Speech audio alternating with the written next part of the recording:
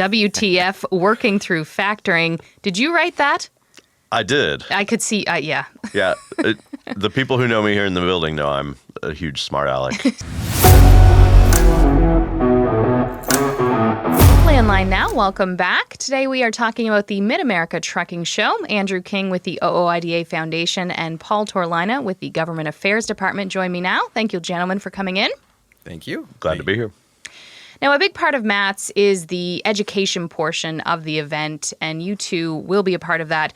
Andrew, I'll start with you. You're doing one of the sessions on Friday. Tell me what that's about, what people can expect.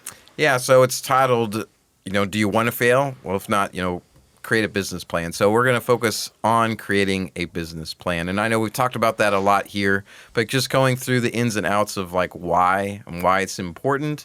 Realizing that a lot of trucking businesses fail within their first couple of years, and by year number 5, over 50% have failed.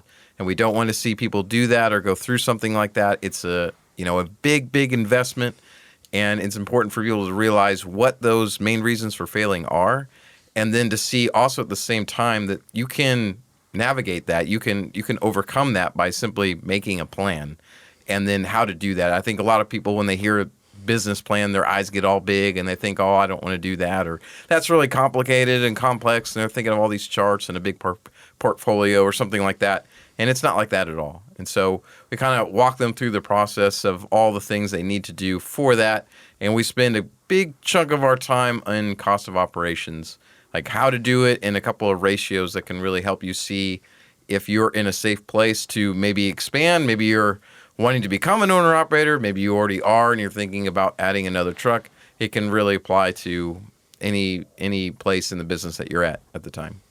Who would you say this session is for? It's primarily for someone who's maybe a company driver looking to become an owner-operator, or that leased-on owner-operator thinking about making that next step to getting their own authority, because the cost change is obviously tremendous, especially for a company driver because they don't have to pay for anything. But even a leased-on owner-operator, making that jump is incredibly expensive with insurance rates and all the different things that you have to do. You really need to have an understanding of the dangers that can be, because you'd be surprised how many people call in and are wanting to get their authority, or they just bought a truck and then they say, something like, well, how do I get freight? Mm-hmm. Or what do I do next? And obviously that's no plan whatsoever. And the chances of them failing are really high, and we want to prevent that as much as possible. Now, this session is kind of a snapshot into something bigger OOIDA does. Talk to me about that. Yes. So this is part of Truck to Success, which we're going to launch again this year, and that's October 22nd through 24th. It's a 3-day in-depth seminar where we're basically taking someone through the logical process of company driver, leased-on owner-operator under their own authority. And it covers basically everything you need to know in order to have your own authority. And I think people would be surprised. It's kind of like drinking out of a fire hose. It's like so much information that you need to understand in order to even get your own authority and be successful. And I think sometimes when people go through it, they maybe realize, do they really want to go forward with this, or are they happy where they are?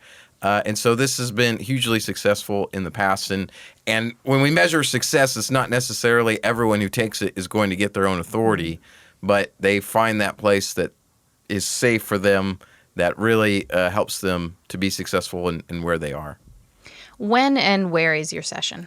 That will be on Friday, and that's from noon to 1 p.m., and that's at the East Hall. And same for Paul, actually, also be at the East Hall. Okay. Yeah. Now, Paul, I'll head over to you. Your session is on Friday on the MATS website. I think your session might have one of the most eye-catching names, WTF, working through factoring. Did you write that? I did. I could see, yeah. Yeah.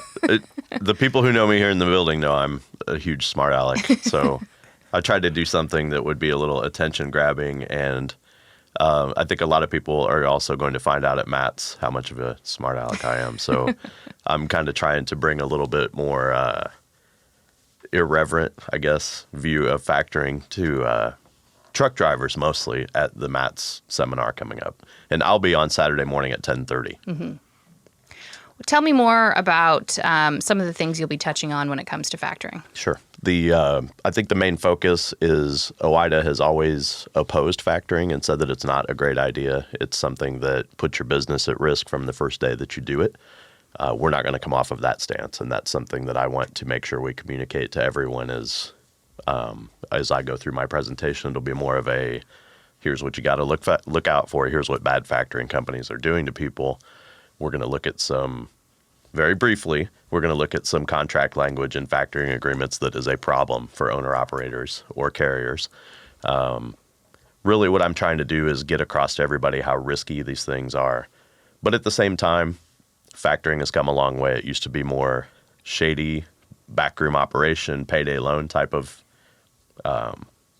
theme, I guess is the best way to say it.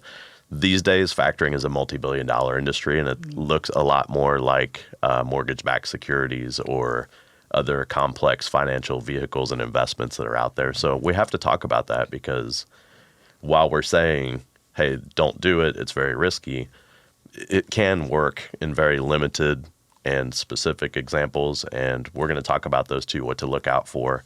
Maybe you're already stuck in a factoring agreement. Maybe you've already decided to make that decision and you've started to factor for whatever your reasons might be. So hopefully I'll help people maybe better understand how to either continue factoring in a safer way or just know what to look out for going forward as they're continuing to factor. Who would you say your session is for? I would say it's probably for truck drivers with less than 10 years experience, either as an owner-operator or with their own authority. But at the same time, I know I'm going to come across some people who are going to say, I've been factoring for 20 years. I've never had a problem. And I want to acknowledge that can exist, but at the same time, maybe also help that person understand where factoring is today versus maybe when they started it 20 years ago. Mm-hmm. And you're coming at this, OOIDA, I believe we've heard the horror stories when it comes to factoring. Is that right? Right. And I'm going to tell a few. Mm-hmm. I'm not going to give them away today. But No. I'm going to tell a few about people who've been hit with fees or who've been stuck in certain situations that they can't get out of or whatever it might be. There are a lot of trickle-down effects to factoring that things completely out of your control can end up putting you personally on the line for thousands of dollars, if not tens of thousands of dollars, and it happens in a heartbeat. So I want to be able to illuminate that for people, even if you've been around for a while. This one's going to be for everybody if you drive a truck. Mm-hmm. And when and where is your session? That'll be Saturday morning, 10:30. It's called the East Hall. Is that right, Andrew? Yeah. So that's, I believe it's an hour long. I'm going to try to leave some Q&A time in my session because I think being able to answer a few questions that maybe people are thinking of that I haven't thought of, that'll be valuable. So I'm hoping to not be talking for an hour unless I'm also answering questions. I'm curious about that. You guys do these sessions.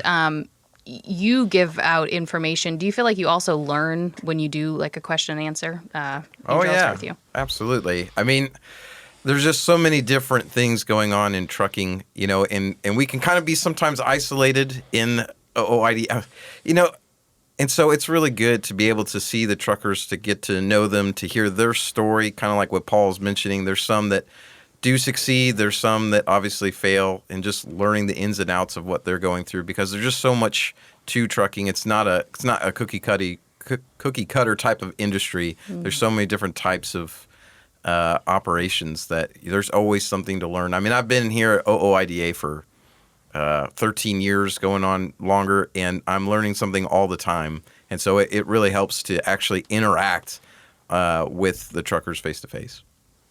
And now this is your first time going to MATS, correct? Correct. Andrew, you've been there a few times. Yeah. Any advice for Paul? Wear comfortable shoes.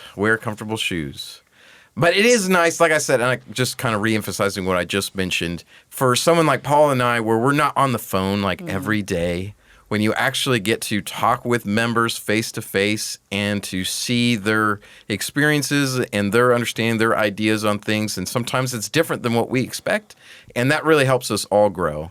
And so that's kind of one big benefit of being there in MATS. I'm looking forward to that.